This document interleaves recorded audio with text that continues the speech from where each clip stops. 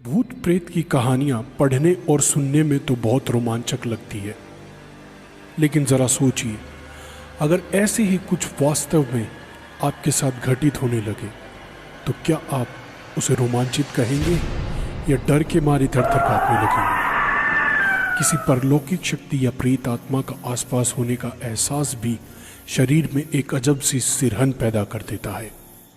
तो ऐसे में जाहिर सी बात है, जब आपका सामना ऐसे किसी ताकत से हो जाएगा तो आपका रोमांचक वहीं दम तोड़ देगा। वैसे तो कहने को बहुत सी ऐसी जगहें हैं जहां यह माना जाता है कि आत्माओं का वास है। कोई वीरान और अकेला घर हो या एक लंबे समय से खाली पड़ी इमारत। इसके अलावा वह स्थान जहां किसी दुर्घटना की वजह से भी किसी की जान गई हो, उसे भी हम योग्य नहीं मानते हैं कि हम वहां जाएं, क्योंकि जिन लोगों की जान दुर्घटना में जाती है उनकी आत्मा को मुक्ति नहीं मिलती और वे भटकते रहते हैं। कहने को तो बहुत सी जगहें हॉन्टेड या भूता कहा जा सकता है, जहां प्रमाणिक तौर पर कहा जा सकता है कि उस स्थान में कुछ न कुछ गड़बड़ तो ज़रूर है, और वह स्थान है राजस्थान स्थित भानगढ़ किला। यह वह स्थान है जिसे पुरातत्व वैज्ञानिकों ने सामान्य नहीं माना है।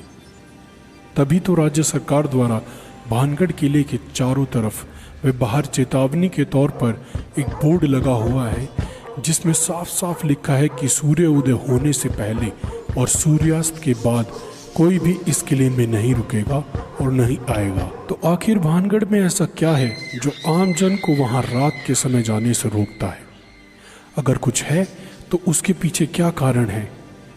हालांकि कोई भी पुख्ता तौर पर वहां घटने वाली दुर्घटना का कारण नहीं बता पाया, लेकिन स्थानीय लोगों के बीच प्रचलित है कुछ कहानियां जो साबित करती है कि वहां कुछ ना कुछ तो जरूर हो सकता है।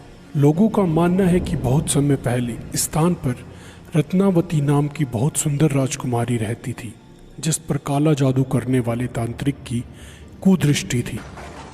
तांत्रिक ने अपने जादू से राजकुमारी को वश में करके उसका शारीरिक शोषण किया, लेकिन एक दुर्घटना के चलते उस तांत्रिक की मृत्यु हो गई और आज भी उस तांत्रिक की आत्मा वहाँ भटकती रहती है।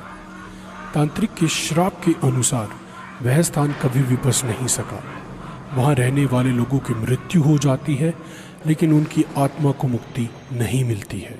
प्रचलित कहानी के अनुसार सिंधु देवड़ा महल के पास स्थित पहाड़ पर तांत्रिक क्रियाएं करता था। वह रानी रत्नावती के रूप पर आसक्त था। एक दिन भानगढ़ के बाजार में उसने देखा कि रानी की एक दासी रानी के लिए केश तेल लेने आई है। सिंधु देवड़ा ने उस तेल को अभिमंत्रित कर दिया कि वह तेल जिस पर भी लगेगा उससे वह तेल उसके पास ले आएगा। कहते हैं कि रानी ने जब तेल को देखा तो वह समझ गई कि यह तेल सिंधु देवड़ा द्वारा अभिमंत्रित है।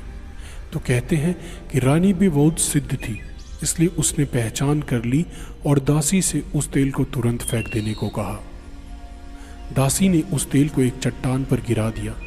कहते हैं अभिमंत्रित तेल ने चट्टान को उड़ाकर सिंधु देवड़ा की ओर रवाना कर दिया।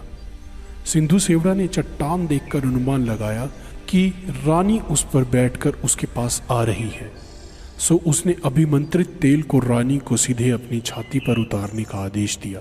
जब चट्टान पास आई तब तांत्रिक को असलियत पता चली, तो उसने आनन फानन में चट्टान उसके ऊपर गिरने से पहले भानगढ़ नगर उजड़ने का श्राप दे दिया और खुद चट्टान के नीचे दबकर मर गया। कहते हैं सिद्ध रानी को यह सब समझते देर न लगी और उसने तुरंत नगर खाली करने का आदेश दे दिया। इस तरह यह नगर खाली होकर उजड़ गया और रानी भी तांत्रिक के श्राप की भेंट चढ़ गई। तो कितनी सच्चाई है इस कहानी में? इस कहानी में कितनी सच्चाई है इसके बारे में इस बात से ही जाना जा सकता है कि जनश्रुतियों में भानगढ़ के लिए प्रचलित कहानी में कई लोग रत्नावती को राजकुमारी तो कई लोग रानी बताते हैं। रानी रत्नावती का जिक्र तो हर कोई करता है, पर वह किस राजा की रानी थी? उसके राजा व उसका शासन काल कौन सा था? नगर किस काल में उजड़ा? इस प्रश्नों पर सब चुप हैं। अक्सर लोग इस नगर व किले को 400 वर्ष पहले उजड़ा बताते हैं, पर किले में मिले विभिन्न राजाओं के शिलालेखों की तारीख देखने के बाद उसके उजड़ने की समय सीमा काफ़ी कम हो जाती है। पर बहरहाल बात चाहे जो भी हो, इस फोर्ट को या इस भानगढ़ के किले को अब भी लोग सबसे ज़्यादा डरावना मानते हैं, या कह सकते हैं कि भारत का सबसे प्राचीन स्थान जो भी है जिसमें भूतों का निवास होने की पूरी आशंका या जहां भूत विराज करते हैं वो भानगढ़ का किला ही है। तो ऐसी ही और महत्वपूर्ण जानकारियों व रोचक तथ्यों के लिए इसको सब्सक्राइब करें। व यह वीडियो आपको कैसा लगा हमें लाइक व कमेंट करके ज़रूर बताएं। धन्यवाद।